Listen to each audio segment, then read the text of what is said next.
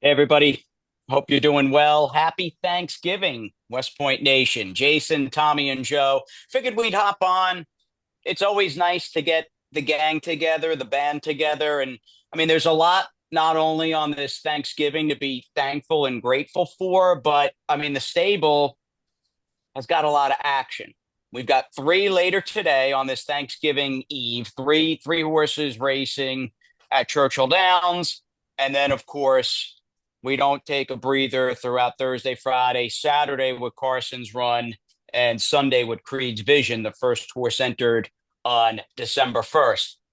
Joe, I'll start with you. Everything okay in your neck of the worlds? I mean, this will be. I was thinking about it this morning. Your first Thanksgiving, you and Megan as a married couple.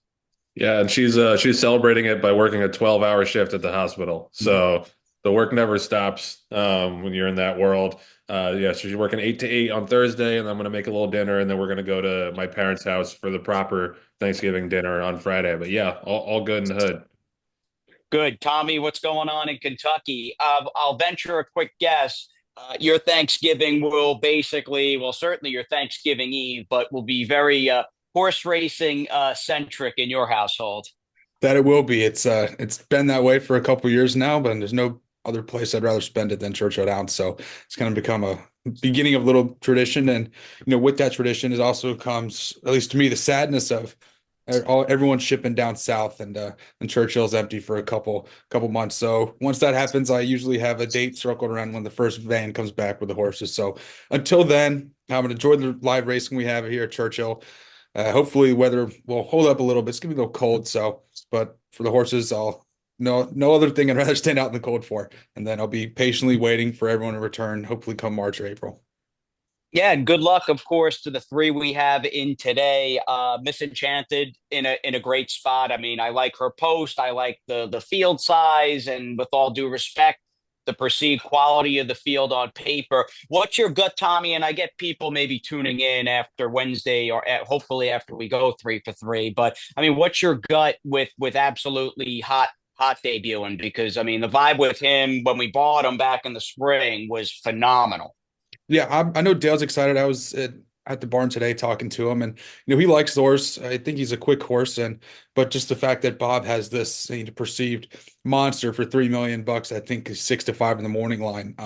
Dale even said to me, we might be seeing something here that we don't see too often. So he's definitely a horse that everyone might be running for second if he runs his race, but you don't know. That's why you have to run the race. But I would expect Absolutely Hot to break pretty quick.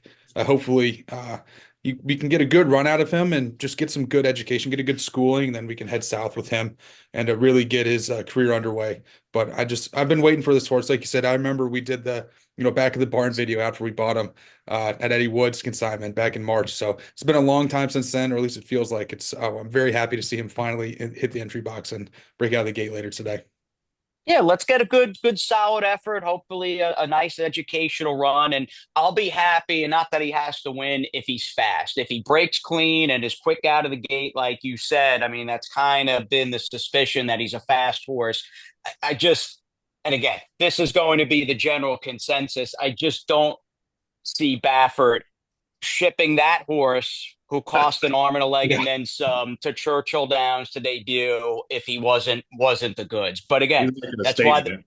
That's a statement. yeah. yeah. Oh, dude, I that think is a he's big, FU to the Yeah. powers that be, right? I mean, Yes. And I think that's he's what it doing it for a is. reason too. I think he thinks this horse will be back come May, Yeah, so for we get sure. him a run over, the Churchill dirt. So at least Yeah. that's what I think, and a few other people around the racetrack seem to think as well. Yeah, yeah. I think both you guys, there's almost like two sides of the coin per se, even though it's the same outcome. It's a big statement. Again, like what I said a couple moments ago, and I'm sure they have aspirations on returning to Churchill Downs on the first Saturday in May, as do we here. You know, we've got, and I don't want to leave anybody out, so I'll just mention at the top, like it's awesome seeing, and it's a long way to go. We know that. I mean, May is eons away when it comes to racing and the daily care and training of horses, but pretty awesome Joe, seeing Bullard and Sandman as individual betting interests for the Derby futures. Yeah, no, it's It's never too early to start Derby dreaming, as far as I'm concerned, especially in a case like Bullard, because he was so dominant in the Bob Hope, and you got to think he's going to be better stretching out as well. He's still only gone one turn, I'm interested to see how Sandman develops over the winter. I wouldn't sleep on Volt. If we can get Volt back to normal and break his maiden next time out, I have a feeling he's going to run a big number. So yeah, I think that those are the big three right now. But the great thing is, we got Keep It Easy running on Saturday, who we'll talk about. You never know. We might have a handful of Triple Crown prospects come the spring. Let's hold the good thought there. Good really doesn't fully describe what we saw yesterday. And I'm always thankful for what I always called like quote unquote dark day action. Now I get dark day action in this modern age of the game kind of includes not only Monday and Tuesday like it did years ago, but Wednesday for the most part. I do like that Churchill runs generally on Wednesday. So very grateful, regardless of the caliber of racing, even if it's a claiming race. I like Monday and Tuesday action, and we had that in spades yesterday. And although I want to touch upon Yinzer's debut way back when last Saturday, as I share my screen, we gotta give due respect to the man. I mean, a first ballot, Tommy, West Point Hall of Famer in Jaxon Traveler, who was just terrific, winning that sprint stake at Zia Park for the second straight year. Yeah, he was just fantastic. My favorite part about this race is if anyone that watched it or maybe still in the replay, after they hit the wire and they're galloping out, you can hear the track announcer. So, that's a good horse. And he says it twice, and he certainly ran like it. And he's been such a warrior for us. And I think this is a special race, at least to him. And I would hope his partners, because when he ran there last year and won like he did, that seemed to kind of give him a rebirth of sorts in his career. And he's gone on to win five races for us since that win last year at Zia. And just the way he did it, he's such a professional. I think he genuinely looked like the winner every step of the way. And Jose was really along for the ride. And just watching him kick away like this just put a smile on my face. And he certainly ran like he was 1-9. He's a throwback, Joe. I mean, I often lament, I put this on Chatter last night. I often lament, again, game has changed a lot. You don't really have like those high level year round, like what I would call like a high price claimer. Like in New York, there was a high price claiming condition, and these horses were stakes horses, but they ran year round. They showed up, danced every dance. Like horses like that don't really exist anymore. Well, we've got one right here, and it's pretty incredible looking at what Jaxon has been able to accomplish over the years. In fact, his third straight win yesterday. And, Joe, also talking about throwback and yesteryear, it felt like I was watching a simulcast race from like 1995 with the Zia Park feed. It'd be nice if they upgraded to high def. But I mean, what'd you think of our man? What'd you think of our man Jaxon, regardless of how grainy the live video was? That's such a funny point. I thought I was in one of the old New York City OTBs watching that race on like one of those big deep back square TV and then from the ceiling. Yeah, no, dude, I remember.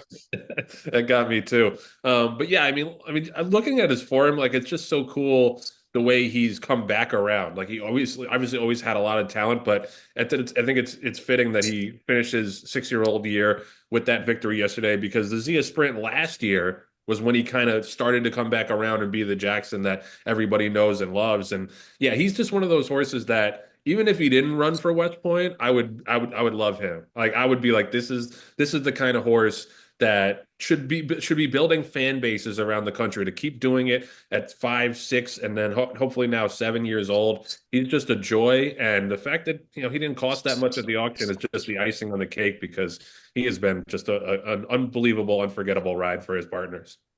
And I do want to just give a quick shout out, not that he needs it, but Steve Asmussen, the job he and his team have done with this horse. I don't know, and I probably in the cold light of day don't think we get this kind of like lifetime resume and body of work without Steve being a key component to that, and just having, again, a conduit to races like the Zia Sprint, rattling off a couple of wins at Remington. So Steve has campaigned and managed this horse flawlessly. and just a job well done. We had Indispensable also in the mix yesterday, and he's a little grindy. I mean, he doesn't have a ton of early speed or even like a really high powered natural cruising speed. We know Tommy, he's got a pretty devastating closing kick. But I think looking at his runner-up finish in the Zia Park Derby yesterday, it was just kind of simply a tale of two trips, and we didn't get the better trip with our guy. Yeah, 100% agree. You flip those two trips, yeah, we're having a different conversation this morning about that race, but sometimes that's just horse racing. We saw it earlier this week or Sunday, excuse me. I was Stretch Ride where he didn't get the world's greatest trip, and that's just racing sometimes. So you can always play the, this trip, that trip game, but usually, at least in my mind, I like to think that the racing gods will give you one back at some point in terms of a trip. So he's going to be one that I think, Joe, you alluded to it on your chatter post after the race that I think he has a great at stake with his name on it in 2025. The quality's there, and the development that we've seen from him this year has been, nothing short of fantastic. So, of course, you can be upset running second and still earn just about $60,000. But I still thought with the trip and given everything he had to overcome, I thought he ran a great race. He's earned a little bit of time off, and then hopefully we'll bring him back after a little winter and be a problem for a lot of other horses in Southern California. I think his best days are definitely in front of him, and he's kind of a testament.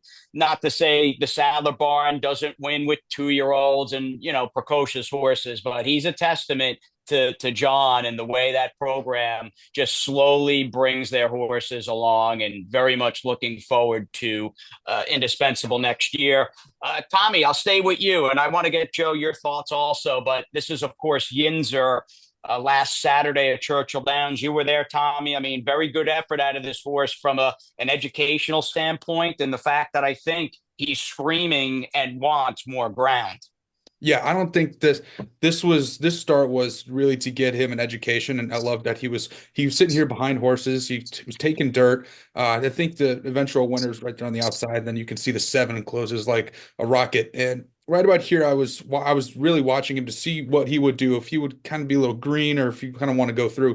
You can see him taking that kickback. Then here he really starts to belly down and he finishes strongly. And he could have thrown in the towel, ran fourth or fifth, but he bellies down here and finds a way to catch the 3 and run third, which I really thought was encouraging, especially for a horse that I don't think sprinting is going to be his end all be all. I think once he can get to 2 turns and really stretch out, he's going to really relish that.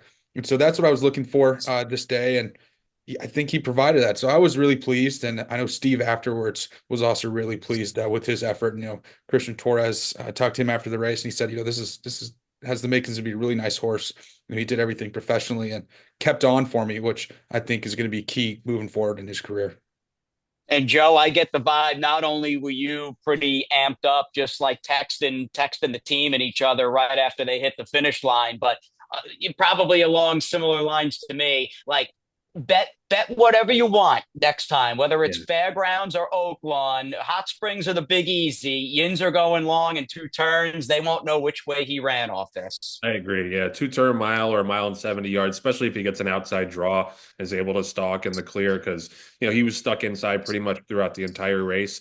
I said it on the chatter post. He broke so great. He kind of broke almost too well because he got stuck in that pocket and he wasn't able to get outside.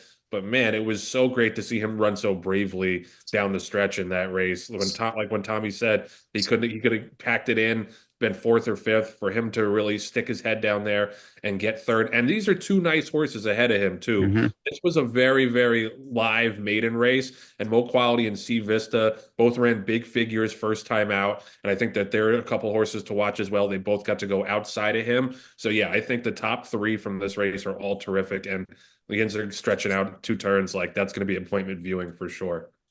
Yeah, without a doubt. So looking ahead, we've got, again, a busy few days coming up. 11 horses entered thus far. And again, you might be checking, and I hope you're tuning in whenever you're listening to our little West Point podcast here, and happy Thanksgiving to everybody once again. But 3 horses entered on Wednesday, starting with On My Honor. Absolutely hot, Misenchanted. Good to see Dual Guru back. And, here's to holding a good thought that we have a nice knock around, solid Louisiana bred Friday at Del Mar, though, starts like a pretty big, let's call it, 26-hour span of racing for the stable. And just jumping over to Del Mar, in fact, we have got Miles Finch and Scarlet Avenue both returning.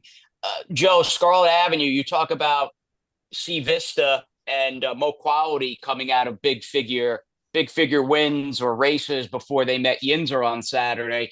Scarlet Avenue lost to a horse owned by my friend Mike Rapoli in Accuracy. She got a 108 buyer for that, and even getting drilled by 15 lengths in a good effort. I mean, Scarlet Avenue, her figure came up extremely fast, so I'm excited to see her on Friday, my friend.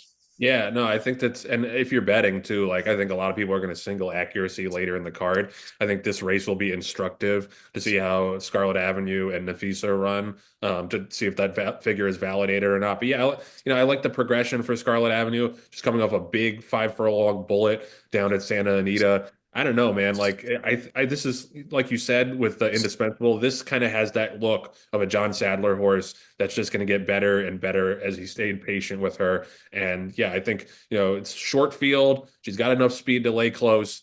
To me, she looks 3 to 5 here. At worst. She's going to be She's going to be a clear favorite. I mean, both Baffert fillies, I know they paid a ton for Nafisa. She doesn't look like she's all that much. And the Justify filly on the rail has come out of some live races, but hasn't been I mean, she's been well beaten in her 3 races. So no, this looks like a great spot. Patience is a virtue. You're seeing that here. So let's get another good effort and a step forward out of Scarlet Avenue. And I think that's probably a perfect segue. Completely different kind of race, completely different kind of horse, but many parallels, Tommy, with Miles Finch, who got bottled up first time out. Rider elected to stay inside, and I see we have the turf trip doctor on him on Friday in Flavien Prat taking over the controls on Miles Finch, who ran great in a losing effort. Yeah, no doubt. I think the key to me in this race is seeing that, as you alluded to, the trip doctor getting Flavien on board. There really is, I think Terry mentioned it when he was talking about stretch drive, but there's about 2 jockeys in the country that you want if you're looking for a trip. It is either Irad or Flavien. So this time we get Flavien. I think he's going to be really, really tough in here. I know Team Sadler has been high on him. They like him a lot. And just this might be, at least maybe I'm overlooking things, but I'm hoping that this is a coming out party for our man, Miles Finch. Yeah, why can't he be like a serious Calbred stakes quality horse, right? I mean, Joe, why can't he be?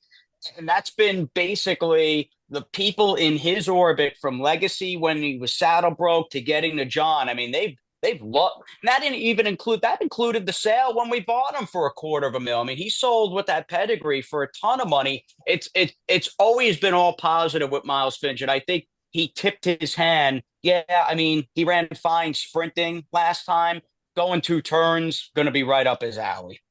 Yeah, well, anytime you see a horse who has a sire stud fee of $3,500 and sells for $250,000, there's a lot of sharp people on him. Like, we weren't alone. There's a reason he was the topper in that sale. And yeah, I thought he ran great first time out. I thought the jockey unnecessarily took him inside. He easily could have gotten out. And I'm not a guy who really complains about jockeys all that much, but I thought that was a poor ride. I do think to his inside, Sabretooth is the horse to beat. Second in the Del Mar Juvenile Turf, second in the Zuma Beach. Got a little bit of a trouble trip last time out on the Breeders' Cup undercard, but I like that we drew outside of him, and I like that we have a little bit more early speed than him. And I as you mentioned, I expect Flavien to be in a great spot, up on the lead or a couple lengths off the lead, and hopefully we get the jump on Sabretooth. But yeah, to me, it's a 2-horse race. It's those 2. Mm-hmm. Yeah, that's a box them up exact forever. And Yep. take the $5. But dude, Sabretooth looks like a really nice Calbred. So that'll be a great matchup. And good luck, of course, to our guy Miles Finch after Scarlet Avenue hopefully gets her maiden diploma. The centerpiece of the weekend. And congrats to everybody involved. And very on this Thanksgiving, very thankful for our horses and our partners. But we don't get to 24 stakes wins on the year without our partners and horses. And I think, getting down to Gulfstream Park and getting our championship meet underway as for the first time ever, Gulfstream's premier, primetime winter season is going to kick off on Thanksgiving. We've got 24 stakes wins on the year. It might be debatable where you stand as far as Dripping Gold's race. It is on the stake schedule as far as starter handicaps go. But I'm excited to see him back on the Tapeta. And if memory serves, Tommy, in fact, I think it does. The Murphy household has been a partner and very much involved with Dripping Gold's career from the day we bought him at OBS over 3 years ago. Yeah, I've had a soft spot for this horse, partially for that reason, and I like this spot a lot for him. I think I'm going to err on the side that this is a staked race. It's got a name, so I think you can check that box. But I'm excited to get him back rolling. I know he's kind of an in and outer, and you don't really know which Dripping Gold's going to show up. But I like getting him on the synthetic. I think Ghost Sappers seem to do really well on it, so give him a go there, and let's get a good winner started off down at the championship meet at Gulfstream, taking a step to the winner's circle with Dripping Gold.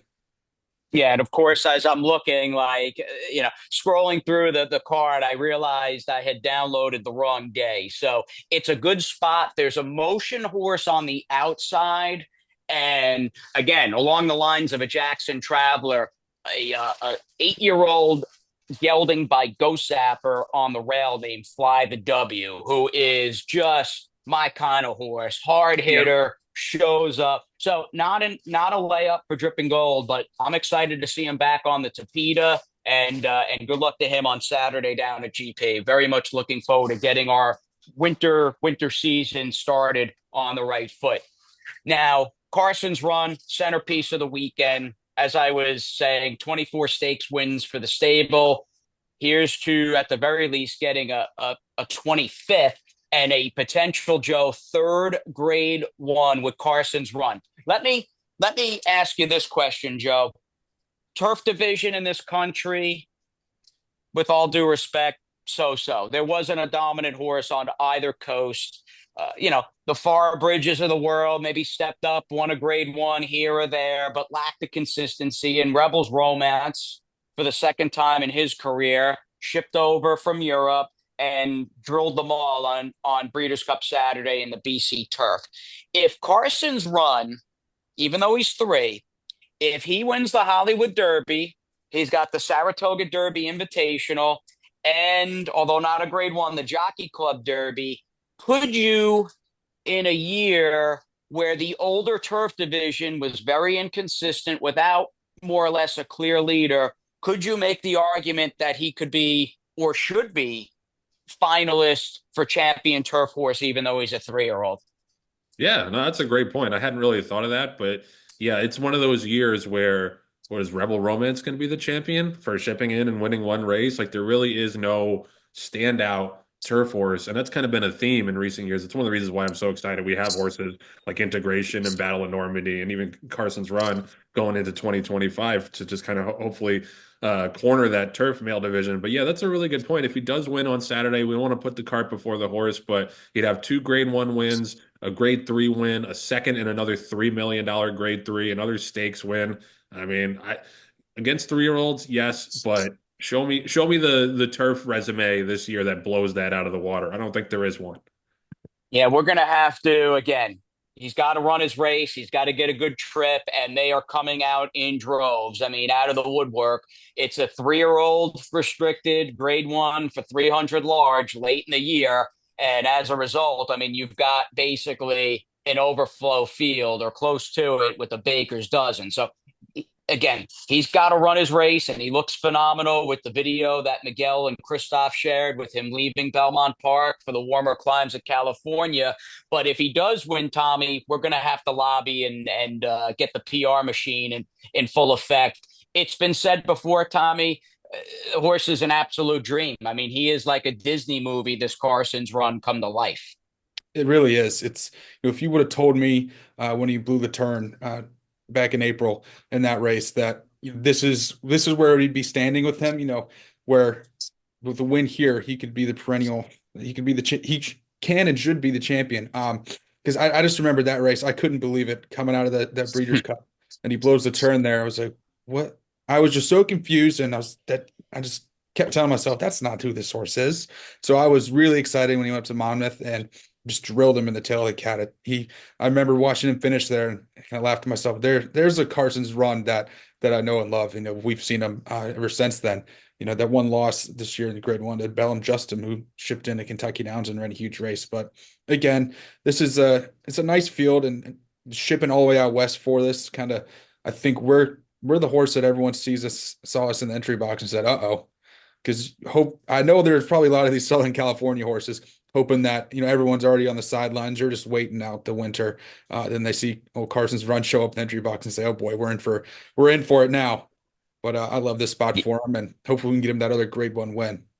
And I also want to catch myself. I said Dripping Gold earlier. I said Ghost Sapper. I meant Lemon Drop Kid. I don't know. That came out of absolutely nowhere. It just hit me right after I said it. So I at least wanted to stop and correct myself there.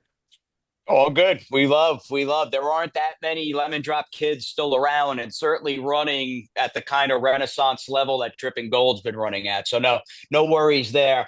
Joe, in terms of competition, I will say, and Tom Morley, a very close friend and associate of WPT, I was most impressed with that horse, Donegal Momentum, Travers Day, when he won his turf debut. Followed it up with a sharp win, good figure in the Gio Ponte. That horse, and he's fast. That horse scares me a little bit heading out there. Yeah, no doubt. And I think other than King of Gosford, who is drawn just outside of us, he's the top local hope, I think. But I think the rest of these California horses have kind of just taken turns beating each other. So I think if you are looking for someone else to use with Carson, I think Donegal Momentum makes a lot of sense. I like the versatility that he sat off the pace and won that race on Travers Day, and then just popped out to the front under Kendrick last time and took him all the way. He's drawn outside. Yeah, I think most of the California horses are mostly mediocre, I would say, other than King of Gosford. So yeah, if you're looking for an alternative to Carson of using exactas and tries, I think Donegal Momentum stands out. All right, let's go win another Grade One with Carson's on Saturday. I know Jeff Lifson, and in fact Carson and Wade Yost. The plan is for the Yost to be there, which is pretty great. And I mean, Joe, have you talked to Wade at all this week with the race on Saturday? Yeah, they're so excited because they're in the West Coast. They live in Washington.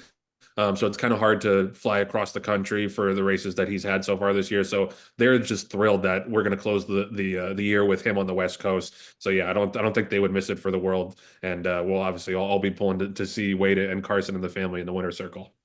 It's going to be great. So what time? We've got 4:30 Pacific, so about 7:30 on the Eastern Seaboard. Good, good, good, good. That sounds great. Good luck to Carson's. Keep it easy, guys. Tommy, I originally saw Dale was like, all right, we've been waiting for an A other than to go with him.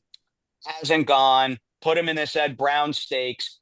I got to tell you, man, looking at the PPs, I was blown away with, and again, he's got to go out there, much like all our horses, and do it. I was really, really happy, like with the quality of the competition on paper, and I think we drew awesome in that race on Saturday.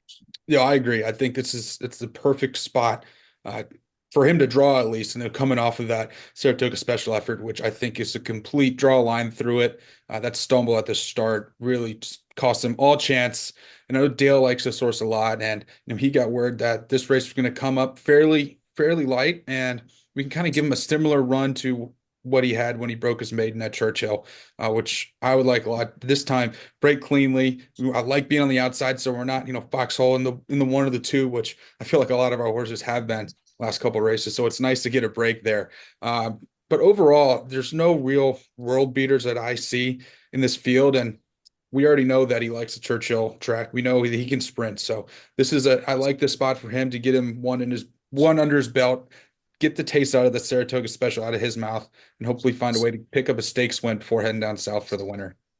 No, I like this horse a lot. I am not putting it out of my mind that he may ultimately turn out to be a turf horse, or at least I'm excited, and I think at some point he'll get to try the grass. Hopefully, I'll be comfortable even if it isn't until a year, or even further than a year from now, because if he wins Saturday, we'll keep him on the dirt and stretch him out and see how far he wants to go. But I absolutely love this pedigree for potentially running on the grass. But he's got a fast work tab. Good luck to keep it easy on Saturday. Sunday Tiff, we'll try her in Maine Special Weight Company on Saturday as well. We already mentioned Dripping Gold, Carson, and then Joe. You will be watching, of course, from the Big Apple. I'll be watching from South Florida. We've got Creed's Vision, but Dawn will be at Laurel Park in person on Sunday on that December 1st. Probably isn't going to be a price, but boy, oh boy, I'm ready to see him back against Maryland Breds after that crazy run that he had first time out. Yeah, no, the Queen of Maryland will be in attendance. She usually brings good luck with her, and yeah, I want to see him be a little bit more engaged earlier in the race because that was one of those races that a furlong in, you're like, whoa, we might be in trouble here, and then he comes flying down the stretch with a little bit unlucky to be second and not win the race. So yeah, I just want to see him more engaged early on, and if he is, then I think he'll be tough to beat. Definitely, maybe a single if you're playing around with Laurel's multi race wagers on Sunday afternoon.